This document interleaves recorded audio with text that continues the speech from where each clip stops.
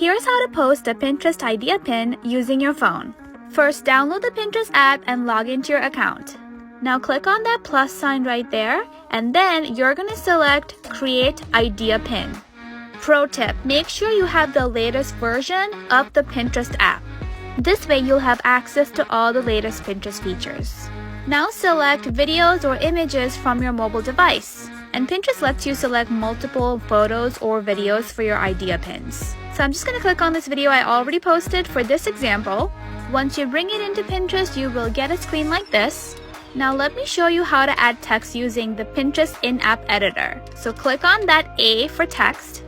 Now add whatever text that describes your idea pin.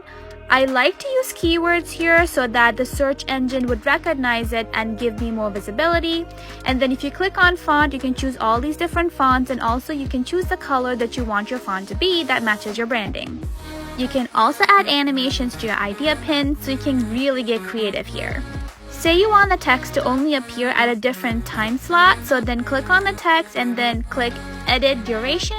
Now you can adjust the duration you want that text to appear in. You can also animate your text using the in-app editor on Pinterest, and then you can also edit the duration of your animation. You can use the in-app editor. It's really great to create your idea pins, or you can use third-party apps like CapCut or Canva to create your Pinterest idea pin. Say that you want to bring in another video like a call to action at the end, so simply click the plus sign and then bring in your video. I did a tutorial on how I created these on Canva, so make sure to check out my profile for that video. So now let me show you how to add music to your idea pins. So for that, all you have to do is click on music, and then it's gonna pop up the audio library from Pinterest itself, so you can choose whatever music you like here.